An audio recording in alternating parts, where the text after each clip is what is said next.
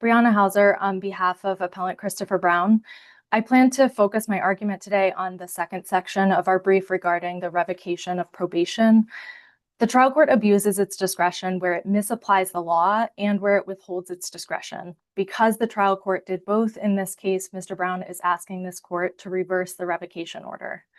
28 VSA 303B creates a presumption against revoking probation and ordering confinement of a probationer unless the court finds, on the basis of the original offense and the intervening conduct, that confinement is necessary to protect the community from further criminal activity by the probationer.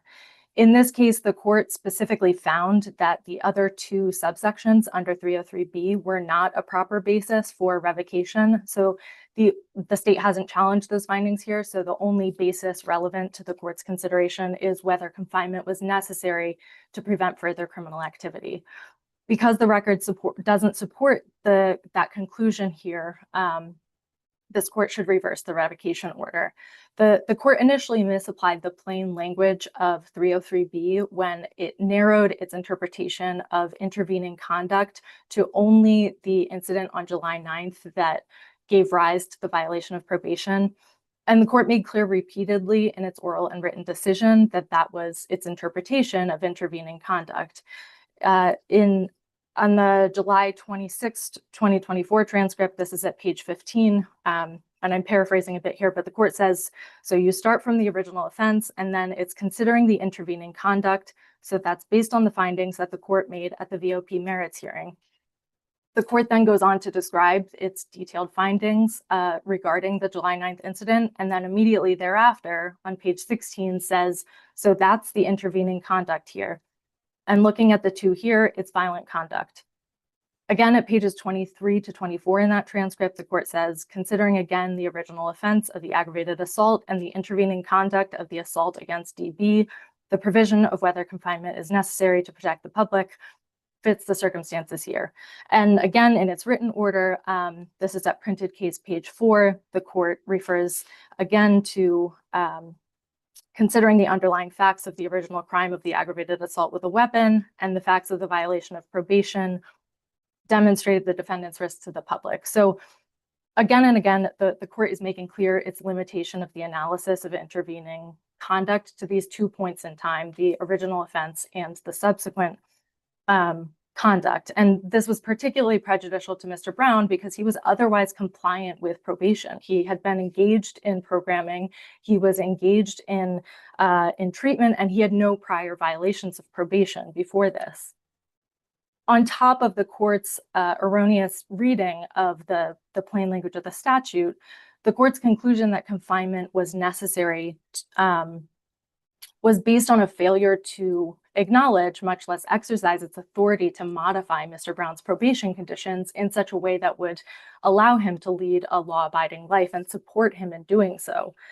The court said that Mr. Brown already had in place all of the probation conditions that could be imposed to help him lead a law-abiding life, but all of those conditions gave discretion to the probation officer to enforce them or not, and the probation officer wasn't enforcing them. So Mr. Brown wasn't on GPS monitoring, he didn't have a curfew, he wasn't in inpatient treatment, and so he never had an opportunity to demonstrate that he could lead a law-abiding life with these conditions in place to support him to do so because they weren't being enforced.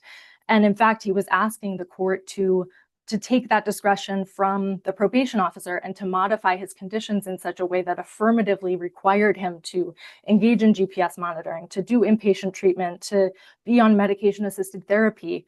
But essentially what the court did was throw its hands up and say, there's nothing more I can do. And that was an abuse of discretion. It's the trial court's exclusive authority to impose and modify conditions of probation. And it failed to do that here.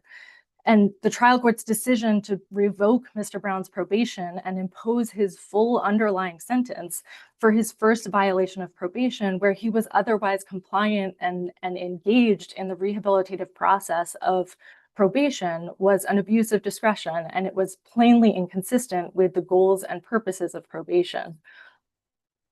And so I'll reserve the remainder of my time if there are no questions. All right. Thank you, counsel. Counsel for the appellee, you may introduce yourself and your client and You may proceed with your argument, and you also have 5 minutes. Thank you, Your Honor. My name is Anna Saikon, represent the state of Vermont in this matter. As I'm listening to this, it appears that the word is discretion, and the trial court had discretion. And there were several hearings. There was the merits hearing, there was a contested revocation, and then there was actually an additional sua sponte hearing. And it's actually very thorough in the decision that it's not an abuse of discretion.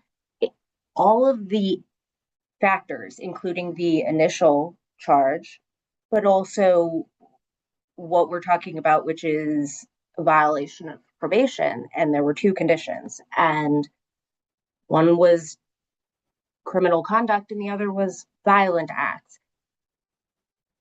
And that was shown in all of those hearings. And so, but what we're focusing on today, which I just learned in the argument, is that because the trial court maybe didn't consider that he was doing well at some point, that somehow means that his probation shouldn't have been revoked. And that's just incorrect. The records show that it was thoroughly thought through, everything that happened. And it doesn't mean that the trial court abused its discretion, because there was plenty of intervening conduct and it was thoroughly explained in all of those hearings and in the briefs. So counsel, you are making quite conclusory statements here in support of your position. Can you cite to the record for me those examples where you indicated that the record is replete with support for your position, that the court thoroughly evaluated whether or not he had done well previously on probation and took that into consideration, the intervening acts that you've referenced? Yes, Your Honor. I absolutely can. I want to make sure that I do it accurately, so just let me pull up my brief. But so why don't you do this? transcript. Well, yeah, if you've got other points you wish the court to consider, why don't you go ahead and make those arguments and then file a supplemental letter with this court as to the citations, or just send an email as to the citations to the record. And if you could do that by end of today, that would be appreciated. Yeah. Justice Eaton, Yes. Is it acceptable to the court if counsel emails that instead of sending it by letter? I By think days end. given the time frame that you've discussed, that would be the way to do it. Okay, thank you. So, Your Honor, I'm happy to do that. And there are those citations in my brief, but I will do that so it's very clear. But the points I want to make are: violated his probation. He was aware of his probation conditions, and those were violated. They were found by the court, and then 2 other hearings after that confirmed that. And I'm happy to provide that information to you as you've requested. But I think that this argument's getting a little bit, it kind of confuses me, to be honest, because it's pretty clear. Probation, violation, and so I'm happy to provide that additional information, but I don't have further argument. All right. Thank you very much, then. Does counsel for the appellant have any time remaining? Appellant has 8 seconds remaining. All right. Very good. You have 8 seconds. The legislature has made plain that before revoking probation and imposing confinement, the court has to consider the intervening conduct. And so it's not just us saying that the court didn't consider this, it's the legislature demanding that, consistent with the goals of probation to rehabilitate an offender, All that the right, court thank has you. to make that consideration. Thank Thank you. thank you very much for your argument. You're both out of time. Bailiff, please call the conclusion of this case. The next hearing for the court is scheduled for 10:45 this